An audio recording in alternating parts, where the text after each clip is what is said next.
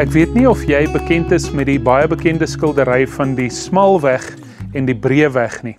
Wanneer jy op 'n stadium in 'n predikant of in 'n pastoor se kantoor gekom het, dan was daar altyd eers in 'n hoekie teen die muur hierdie portret van die Smalweg en die Breëweg gewees.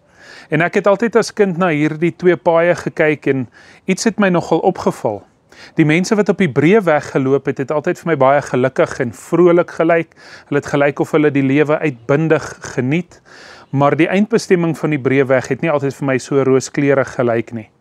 Aan die ander kant was die Smalweg.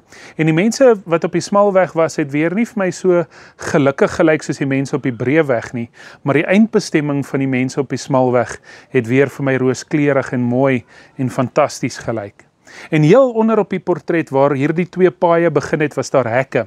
Daar was natuurlik 'n breë hek wat na die Breëweg toe gelei het, na die breë pad toe gelei het, en daar was 'n smal hekkie wat na die smal pad of die Smalweg, die nouweg gelei het. En ons sien eintlik in hierdie portret dat dit 'n afbeelding is of 'n uitbeelding is van Matteus 7 vers 13 tot 14, een van die gedeeltes van die bergpredikasie wat Jesus aan ons gedeel het by wyse van Matteus se evangelie. Maar daar is hierdie digter wat my baie na in die hart lê en sy naam is Wendell Berry. Hy's 'n Amerikaner, hy was 'n joernalis gewees en 'n akademikus, en op 'n stadium het hy besluit om die lewe in die stad te verruil vir die lewe op die platteland, in Kentucky se platteland. En Wendell Berry praat baie oor hierdie nou hekkie, wat ons in Matteus 7 van gelees het, die nou poort, soos wat Matteus 7 dit vir ons sê. Maar Wendell Berry het die gewoonte om elke liewe Sondag op sy plaas 'n bietjie te gaan stap, en 'n bietjie rustig en stil te gaan word in die veld op sy plaas. En dan skryf hy gewoonlik sy gewaarwordinge neer wat in sy hart kom leef, wanneer hy op hierdie Sondag, op hierdie Sabbatdag, net so 'n bietjie tyd vat om rustig en kalm en stil te word. En hy skryf dit in die vorm van 'n gedig, en hy noem hierdie gedigte sy Sabbatsgedigte, sy Sabbath poems. En in een van hierdie Sabbath poems van hom, wat hy al van die 70er jare afskryf tot vandag toe, skryf hy, die gedig se naam is How Long, skryf hy dat hy lief is daarvoor om na die woud toe te gaan, want die woud is 'n plek vir hom van rus en vrede. Die woud is 'n plek vir hom waar hy na die bome kan kyk en na die voëls en na al die klanke van die natuur kan luister en kan weet dat die Here by hom teenwoordig is en dat hy kan stil word en rustig word, dat hy eintlik in die Here se tyd in kan beweeg, in hierdie Sabbatstyd in kan beweeg. Maar Wendell Berry sê heel aan die einde van hierdie gedig dat daar 'n nou hekkie is, 'n baie nou hekkie is, wat jy eers deur moet loop voordat jy in hierdie woud kan ingaan. En dan vra hy die vraag, maar hoekom is hierdie hekkie so nou?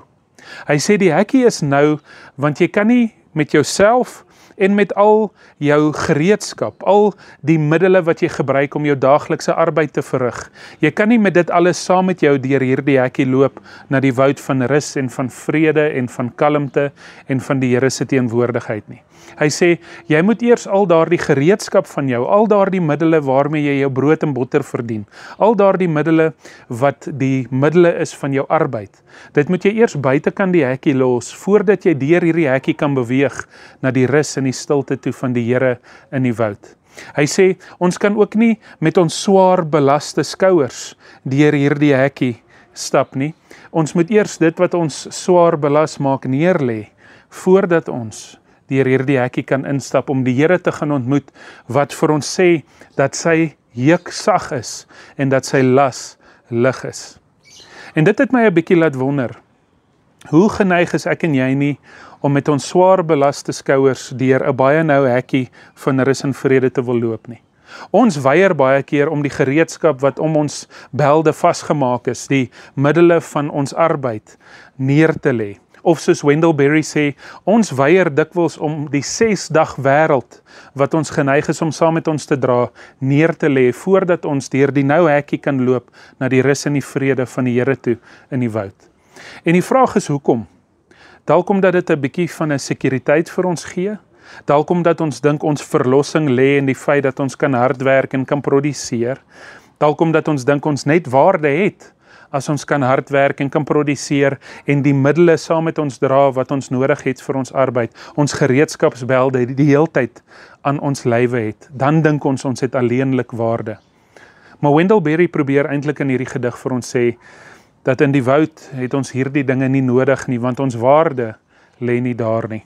Ons waarde lê op 'n ander plek. Ons waarde lê nie in onsself nie.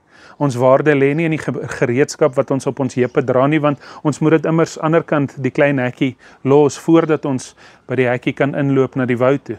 Hy sê nee, ons waarde lê by die een wie se juk sag is en wie se las lig is, die een wat vir ons daardie belofte gemaak het, die een wat ons uitnooi om tye te hê in ons lewe waar ons asseblief moet rus, sodat ons heel en gesond kan bly. Mag ek en jy leer wat dit beteken om deur die nou hekkie te loop, die nou hekkie na die woud toe, waar die Here is, waar dit stil is, waar dit rustig is, en waar ons 'n juk op ons kan neem wat sag is en lig is. Hemelvader, baie dankie dat U vir ons lief is. Dankie dat U saam met ons op pad is in hierdie lydenstyd wat ons nou vier. Maar Vader, dankie dat U ook vir ons tye gun van rus en van vrede. Dankie dat U ons ook na die woud toe uitnooi om net stil te word, Sabbat te ervaar. Maar Vader, dankie ook vir die nou hekkie, dat ons gereedskap kan neerlê. Vader, help ons en lei ons om bewus te wees van die feit dat ons waarde nie lê in dit wat hierdie wêreld vir ons sê ons waardevol maak nie, maar dat ons waarde gewaarborg is in U hart, omdat U vir ons lief is, omdat U ons Vader is, en omdat U ons verklaar het tot deel van U huisgesin. Vader, help ons en lei ons om elke dag 'n tydjie te neem om deur die nou hekkie te stap, om U daar te ontmoet in die stilte, en net rus by U te vind. Ons vra dit alles in die groot en heilige naam. Amen.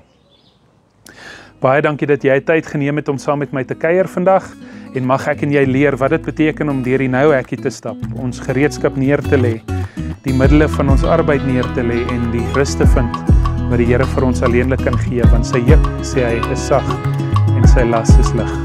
Mooi dag vir jou.